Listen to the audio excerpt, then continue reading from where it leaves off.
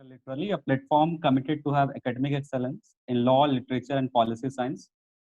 Today, in the last 14 series, this is very special sessions because of the Professor Priya Deshingkar ma'am has joined, and the topic is also very significant in contemporary times. I feel very honored to introduce Professor Priya Deshingkar. She is a professor of migration and development at University of Sussex. She holds PhD degree from the Institute of Development Studies and an internationally recognized authority on internal migration. She has played a key role in influencing the global policy throughout the world on internal migration and development. She has written a co-authored different books on this topic. You may access from the Oxford University Press, from the Black Hill University Press, and different press institutes. I feel very honored and privileged to have you, ma'am. It's you. Thank you. I'm very happy to join you for this meeting today, and thank you for inviting me. It is indeed a very important topic.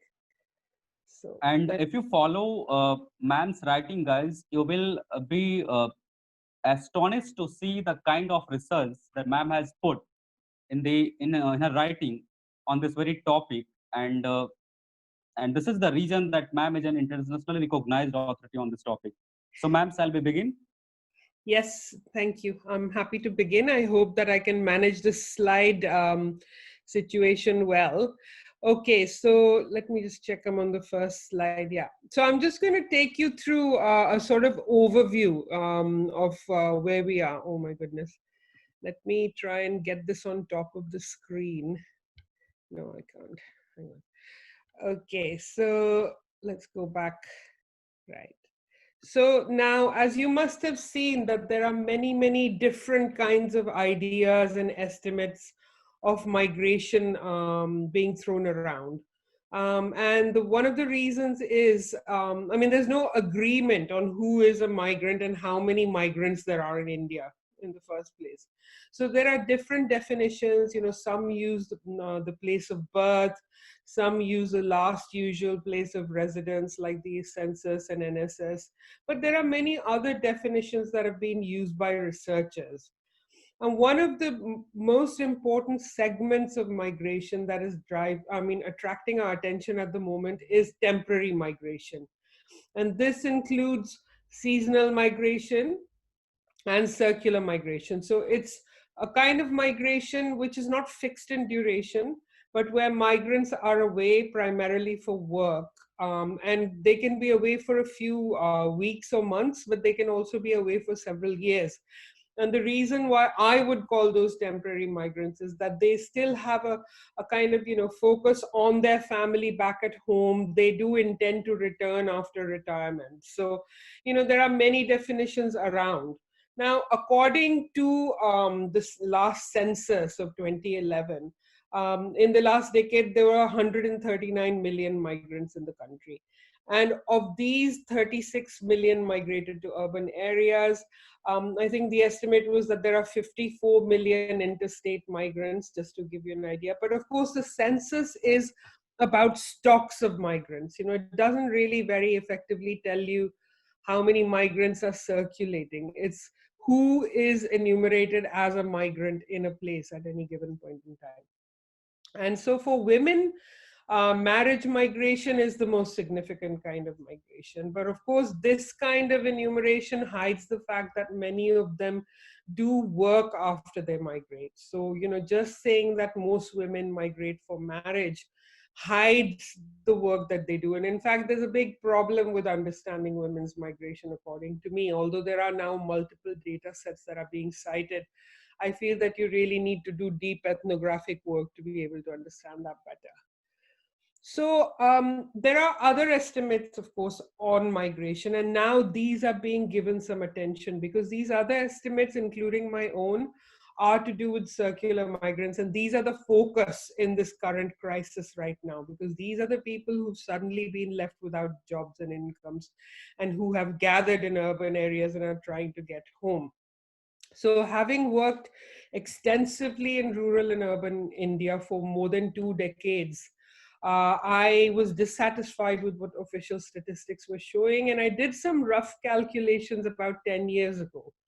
of the number of circular migrants in India. And these were based on estimates of industries and reputed agencies like the ILO and other, sort of robust estimates. And these estimates had been generated by these industries because they too were dissatisfied with official statistics and they need some working figures for their own purposes. So I collated this information and came up with the estimate that there are roughly 100 million circular migrants in India. Of course, that was more than 10 years ago, and that needs to be revisited now, which I'm going to be doing soon. But what I found was that this figure resonated with many researchers and practitioners in the field because they also realized that the estimates from the NSS and census were just not telling us the full story. So then, there was a special migration committee appointed by the Ministry of Urban Poverty Alleviation and Housing. They published their report in 2017, in which they also cited this figure. And then the 2017 economic report also cites 100 million circular migrants. So it then attracted a lot of attention and gained currency. There have then since been other estimates, like, somebody computed the number from the NSS of 2007 and 8, which had actually changed the definition of migration to include more short-term migrants and came up with the figure of 70 million migrants. And later, Chinmay Tumbe did some very important work, and he used railway data to estimate that actually there are something like 9 million interstate migrants traveling back and forth in India per year. Now, this was significantly higher than NSS and census estimates of the time. So everyone's now scrambling around to understand, the sort of scale of this kind of migration. And as you may have seen in the papers, even state governments are trying to come up with their own estimates of how many people have returned. They're also using railway data and other sources of data. So clearly there's a need for better data. And this problem of insufficient data is connected with a lot of other things, which I'll try to explain. So as we're talking about cities, and I'm not an urban expert, I should say, my specialism is migration studies, but I do understand how migrants relate to the city because so many of them go on a temporary basis to work in urban areas. And the way that they relate to the city is quite specific. So a lot of them go to urban and peri-urban areas to work in industries and services. So for example, they'll work in construction or the textile industry, both of which are huge. Many work as street vendors and rickshaw pullers. I mean, you see them everywhere, security guards, gardeners, domestic workers, all the sort of maid servants who come into people's homes or who may be living in for care responsibilities as well. And they also come to the city because cities are quite important to access healthcare and education. So you hear, I mean, I've repeatedly heard this in interviews that people want to go to the cities because they feel they'll get better healthcare. And this may again be a temporary thing, or they may aspire to bring their children over eventually so that they can have a better education. Now, many don't have citizenship rights. They're quite excluded because they lack the identity documents and registration under labor laws, or basically, the proof that they are equal citizens in urban areas.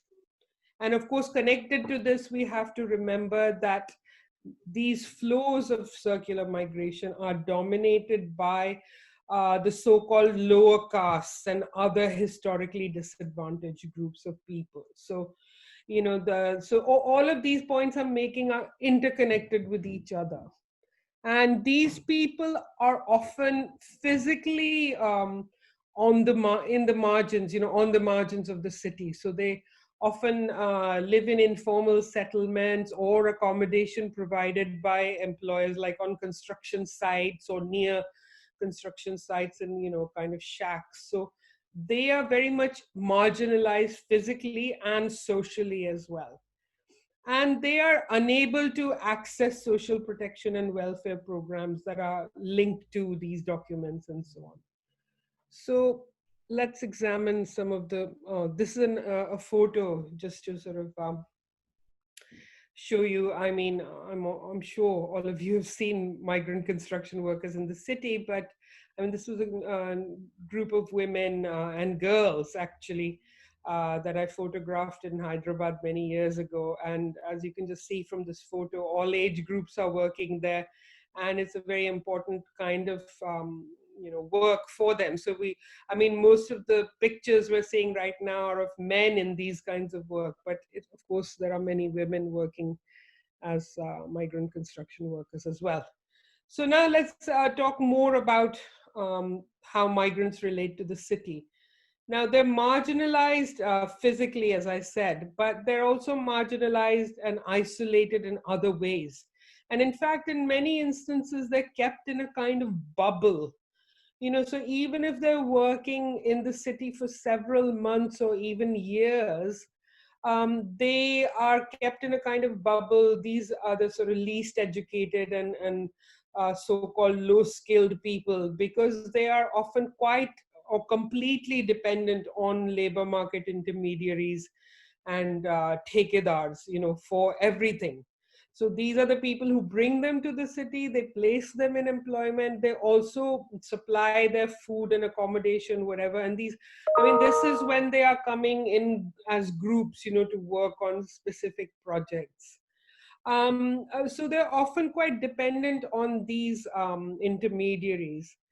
And one of the problems also is that these large industries like construction and textiles often have very complicated systems of subcontracting.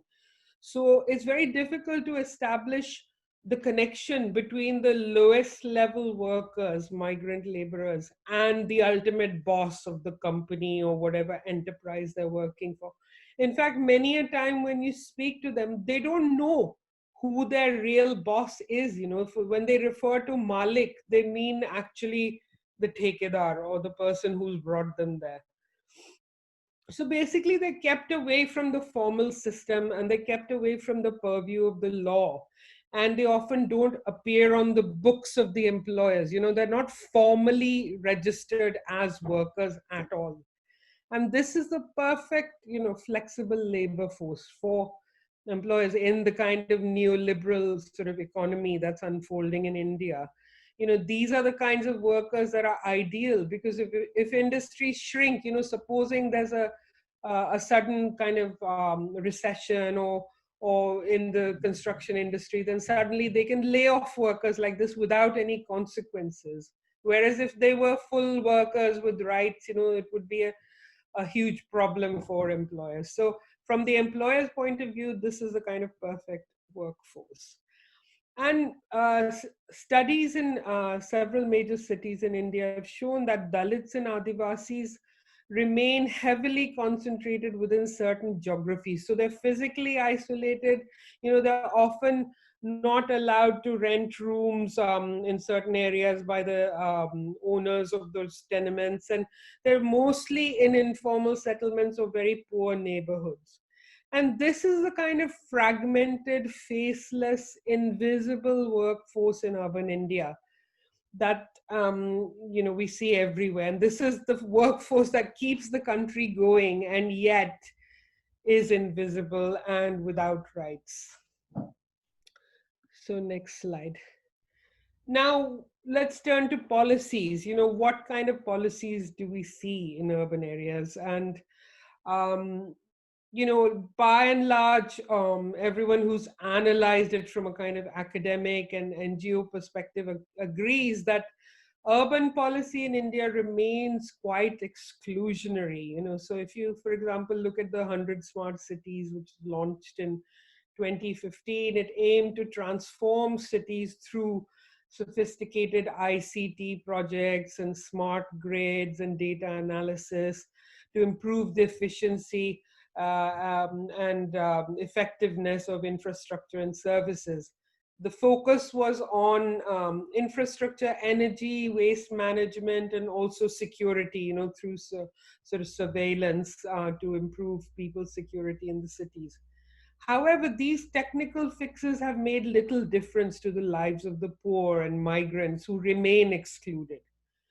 So even though some cities have more than 60% of their population living in informal settlements or slums, planning seems to be in favor of the urban elite. And we continue to see evictions and demolitions. So the attitude of urban authorities is that these people are a problem, they need to be gotten rid of, which is a huge kind of schizophrenic approach. On the one hand, these are the people running the city, and yet they're being treated as a problem.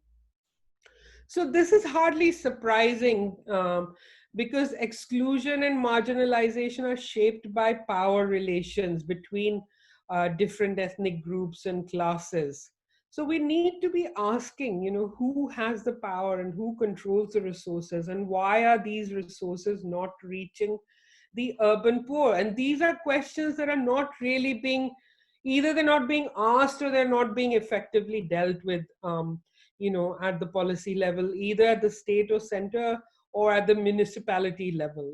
There are many, many kind of anomalies and problems with policy making and implementation. I mean, one of them is that some cities stretch across several municipalities, and peri-urban areas are not properly governed and regulated, and that's where a lot of the migrants are crowded, in fact, or even working.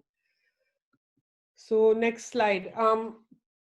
Barriers to improving the conditions of migrants. So a major stumbling block is the lack of reliable data. So as I said, data is connected to all of this. So we don't know how many people live in informal settlements. It's a huge black box, even though efforts have been made by NGOs to map them through satellite mapping and participatory mapping and so on. The main problem is that they still remain excluded from the major data collection exercises. The other issue is ideologies around rural-urban migration. There's a belief, no doubt, which is entrenched through social relations that are related to caste and so on, that migrants carry filth, disease, and crime. And mainly these people should be kept in rural areas. So this was the kind of narrative that one often heard. There are people coming into the cities, they're burdening urban services, they're spreading disease and filth and crime. Let's try and just keep them in rural areas where they would be better utilized, so to speak. But of course, that narrative is changing a bit now, because everyone's left the cities and they're stuck without labor. So they may be changing that narrative now, but I'm not sure how much. So businesses and the urban elite are happy to use the services of migrants, but they're very reluctant to recognize their contribution to the to the national economy, to the urban economy, to industry and growth and urban lifestyles, like all these domestic workers. So they'll take, but they're not prepared to give in terms of protecting their rights. And often, as I said earlier, entitlements to protection and state benefits depend on proof of identity and domicile, whereas many NGO surveys have shown that up to 80% of circular migrants lack these papers. They have no way of proving who they are.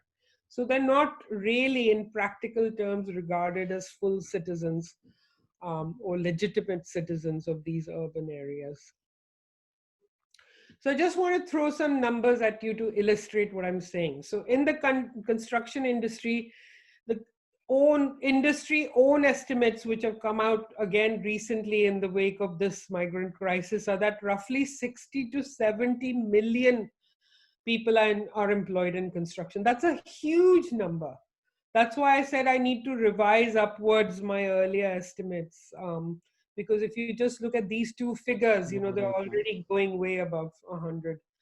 And they contribute roughly 7% of the GDP. I mean, the whole sector contributes that, but if you consider that, that sector will wind down without migrant workers, then you could say that they are directly contributing to that GDP. Then in the textile industry also, I've seen reports recently, which, the Make in India report, for example, says that something like, is it 119 million people are employed in the textile industry? And many of them are migrants, from Bihar, especially. I mean, if you look at the conglomerates around the NCR region, there are many migrants from Bihar and UP who make up that workforce. And similarly, there are many other migrant employing subsectors, and they are contributing significantly to the GDP, but they remain invisible and hidden. And now the recent crisis has taken even the state governments and urban administrations by surprise, because I saw statements from chief ministers and various authorities saying we had no idea that there were so many people here. So there, even at one point, even the labor department was looking for data to give, I think, to the central government. So essentially, there is a need to better understand the scope of this in order to appreciate them and give them what is due to them. So what about the future? At the moment, the urban population is 30% and it's growing. I mean, after the census, the World Bank did a study. And so clearly there is an increase. And given past trends, a sizable proportion of these people in urban areas are likely to be migrants who are there for short or long periods of time. So we need to draw lessons from programs that have successfully protected the rights of migrants and equip them with skills through vocational training. So, there are NGOs like Ajivika Bureau and other NGOs in the country who are offering support to migrant workers. They're very successful because they work closely with them. They know who they are. They have a relationship with them and understand their needs. However, the reach of NGOs like that is very small, and government needs to step in, and do a much larger scale exercise. And I know that there are plans to have skilling programs in rural areas and employment generation programs. However, there's still a reluctance to collect better data on circular migrants. And there's no political commitment to protecting their rights. So I am hoping that the shock that the economy has received recently will change this, and that there will be greater political commitment to ensuring that their rights are protected and that we know how many migrants there are. And policies of urban municipalities are critical to ensuring that migrants are properly integrated into the city, and that, that itself is a big part of the sustainability of the city. So the next steps are quite broad. I mean, obviously, the number one is to make employers more accountable. The employers need to ensure that the rights of their workers are protected, that they are looked after properly, that they're not put up in shanties where the kids are just crawling around in the mud. I mean, we have enough labor laws in India to ensure that workers are protected, but they need to be implemented. There needs to be a proper look at how employers can be made more accountable and to make them work for the interests of the workers that they employ. There's a need to examine the political economy of migration in urban areas. As I said, look at the power relations, who controls what and why migrants are excluded. The exclusion from urban services and the protection of the worker corresponds to certain geographies, but there's also socioeconomic exclusion. Like I said, these Adivasis and Dalits are often sort of restricted to certain areas. They're not allowed to rent rooms in certain areas. So all of these factors need to be examined. This is why they remain marginalized and excluded. And we also need to look at how they're recruited. What are the relations, the social relations between migrants, the intermediaries like the dalals and thekedars and contractors who bring them to the city, and the relationship of those parties with the state. How are they relating to the government? I mean, at the moment, there doesn't seem to be a relationship between migrants and the government directly, because everything is mediated through people who place them, or they're too poor and voiceless to actually have that voice. And finally, migrants must be recognized in urban policies as legitimate citizens and full citizens of urban areas and the country. So that is the need right now. I mean, these are broad things which other people have also said, but I am just stressing them again based on the research that I've done and my understanding of migration patterns in India. So thank you very much. So we will open for the questions. Please type your question in the chat box. We will pick up and put to the ma'am. So, ma'am, because given the situation that in India, the Citizenship Amendment Act has been recently put in public, and there is this debate going on that it will also help in knowing the exact population, the demographic of the population. Do you really think that these steps which is taken by the government in the aid of, in the guise of Citizenship Amendment Bill, will actually help the migrant laborers?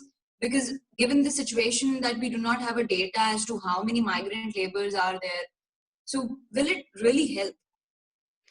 I mean, it's like any other, effort to provide identity documents or, identify people. So theoretically, that would allow us to get an understanding of how many people are where and so on in India. But, again, the implementation is very problematic. Who has papers and who can prove that they are citizens of India in the first place? And I know that's the question has been raised multiple times by many people who are critiquing this. So, I mean, in that sense, I think it's going to be hugely problematic. It's because people don't have birth certificates, they don't have their, all kinds of certificates to prove who they are. All of their kind of identity is actually established through their community relations. If somebody says, "Haan, ye aadmi yahan reh raha hai 50 saal se," so that's what you believe, but for the official system that's not enough, you see. So I think it's problematic. But ma'am, there is another debate also to this point that they have been given an opportunity, such as in case of Aadhaar, that they have been given time. So actually, what is the mechanism? What should be the mechanism so that, each and everyone should at least have that basic requirement of proof of their identity? See, I think this is where, there is a need to actually do some honest research and see how these documents and Aadhaar cards are actually allocated and why people are not getting them. Are they not applying? Do they not believe in the system? Are they not being given them? We don't know for sure, and I see many, many different reports about Aadhaar card use. Just yesterday, I saw a report saying 80% of the people have Aadhaar cards. No, so I don't know, to what extent. I mean, like I said to you earlier, NGO studies that I've seen by Jan Sahas and Ajivika and people like that, they show that up to 80% of the migrants don't have these documents. Now, the reasons for them actually not having the documents need to be investigated. That is where somebody like yourself could actually do, you really need to do a kind of honest assessment of what's going on and look at all the social and political and cultural issues around that. It's not just a question of Yes. technical fixes and the technology, there are Yes. other issues at play, and that is the thing that needs attention. Thank you, ma'am. So, ma'am, next question is, what are the possibilities for rural job creation, especially in the times people are returning to the native place, and how to map the skills of these laborers and connect to the livelihood of these peoples? Yeah, I know. I mean, there's a big push on this. MGNRG is obviously proving to be quite important right now, but there is a limit to how many jobs that can offer and how much it can support people who are coming home. And I am in touch with people who are in the field with they're walking back with migrants, like journalists and researchers and people like that, and they say that sometimes there are difficulties with even accessing these jobs, because one of the things that I've really struck me was that someone said that the migrant returning back home was so bankrupt and so poor that they didn't have money to buy the spade. You have to show up for work with a spade. Phawda leke jana padta hai. You can't just Right, go there. right. So they cannot participate in that work, and there are issues there as well. Again, the work may not be allocated to people, certain groups of people. If it's allocated, it may not be sufficient. And now there's a big push to increase the number of days from 100 to 200, so that it actually provides some proper sustenance to people who are going back. But even then, it's not going to be enough to hold people back for good. Because if you look at how much they get from MGNRG and how much they can earn outside, there's a vast difference, even for unskilled labor. So they will not stay back. They may not go back to the same places that they left because they were humiliated, but they may go somewhere else, because staying in villages that are chronically poor is impossible right now for them. It's a matter of survival. So if jobs are created and really implemented properly, then it's will offer some relief, especially for the poorest of the poor, who are literally being driven out because they can't earn a penny in the village. But for others, I don't think that MGNREGA will ever match the opportunities that they have outside. Because even for manual workers, the wages have increased quite a lot, and rural wages are stagnating, compared to that. So Ma'am, next question is, what do you think about COVID-19 stimulus? It is just 0.85% of GDP. What would be the long-term repercussions of this on migrant crisis? yes, I mean, that's the thing. I mean, in absolute terms, the relief package is huge, but in terms of the GDP, it's still quite small compared to what other countries have laid out to support people, because of the COVID-19 crisis. So the financial allocation is not high enough. It needs to be higher. Which I mean, this doesn't come out of my research. I have heard this or read about this, but clearly there needs to be more investment in helping people out of this crisis. But the key problem for me is the fact that the help cannot reach them. Even if they announce thousands of crores of money in relief packages, who is getting this money? Even that 0.8% is not reaching them right now. And that goes back to this whole issue of establishing documents and identity, etc., etc., etc. Pehle kagas dikhao, that's always the issue. It's not a humanitarian approach. You have to help people because they are in distress without establishing these credentials first. And that's been the issue. People have walked back home for hundreds of miles. They have starved. They have died in accidents. All kinds of terrible things have happened. They should have been given help unconditionally. And people coming back to villages need to be given help unconditionally. But that, I don't know if that's happening. Professor, do you think the distribution of cash at the ground level would be an optimal idea to bear out from this crisis? That many of the economists have suggested that we should Yes, give the cash in hand to the people. What's your yes, approach yes. on this? I really think that it's an important approach, because right now people are going back and they're still not able to, eat properly and survive, and can't get medical care when they need it and so on. So giving cash in hand is important, and I do support that idea. Yeah. The next question is, Professor, why labor laws is ineffective? is non-implementation is the only problem?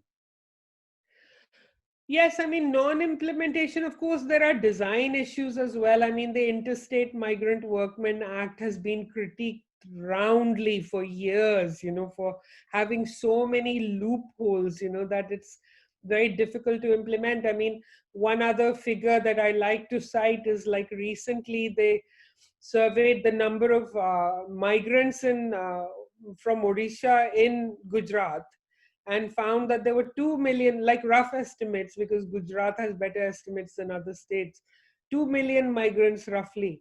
But only 7,000 of them were registered under this law, Interstate Migrant Workmen Act. Because there are all kinds of loopholes, and also it actually makes it more expensive to hire workers if they are fully registered. There's too many things for the employers to do. There's too many, procedures and administration for the recruiters to do.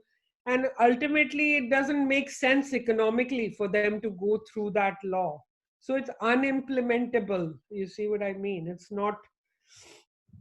And then they do everything to kind of sidetrack that as well, so if the number of people that they have to report is 5 or 10 or whatever, they will keep the groups smaller than that, or they'll disperse them, or there are many ways in which they can evade that regulation.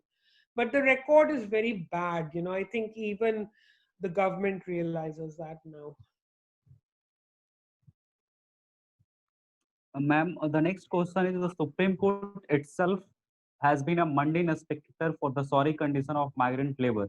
What can be done in such a scenario? Supreme Court itself has been what did you say? Uh, Sorry. Mundane spectator for the sorry condition of migrant labor. The Supreme Court did make statements in support of them. One quite recently saying that this, state governments have to transport them home free of charge and give them, like respect their wishes in that sense. So I think it's come out in support of migrant workers, but perhaps a bit late. That's what I would say. And the reason that it's so late is this sort of widespread confusion everywhere as to how many migrants there are.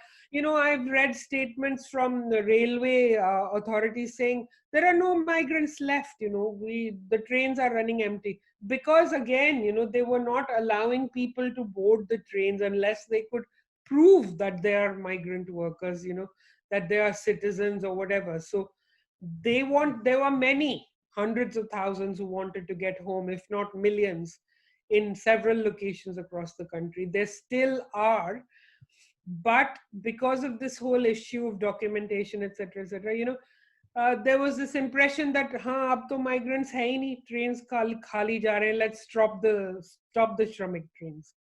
So you see, that is one of the reasons why I think the response was late. But at least they've come out in support of migrants and have said that the condition was shocking and deplorable, and it should never have happened. Ma'am, next question is, how reverse migration effect on a small scale owners, those who based on their tenants, how unskilled and lower skilled laborer return for their work, and its effect on accommodation for rent in slums and information settlement. If this house rent increase, how do they afford after they return because they don't have work? No, but why would the house rent increase? I don't understand, If they return back, actually, the few employers who've made an effort to bring their workers back are offering them higher wages, because, now they're competing with each other. I mean, if you look at it as a competitive market, they are competing with each other to bring their workers back, and they're offering them higher wages and more benefits, like providing transport to bring them back, advances into their bank accounts, and so on and so forth. So and I haven't come across any reports saying that the rents are going up. I don't believe that to be the case. And they will possibly have more money in their pockets, so I don't see that as an issue right now. But of course, the other issues of the kind of geographical segregation and marginalization, those will remain. That is not going to go away so easily. So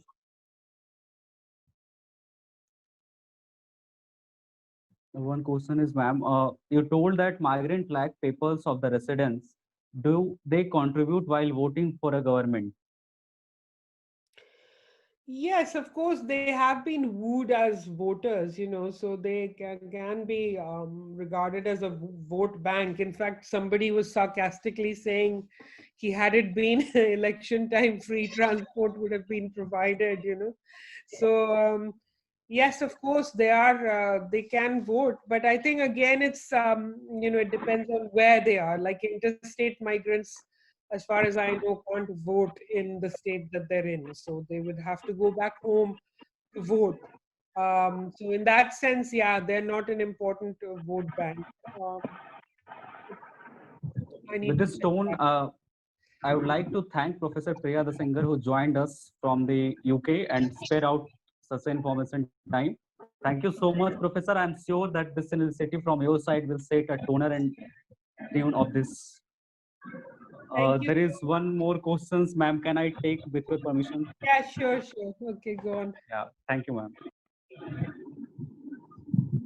The question is, according to CMI new report published in first week of June, approximately 50% of returned migrants in the state UP and Bihar are unskilled.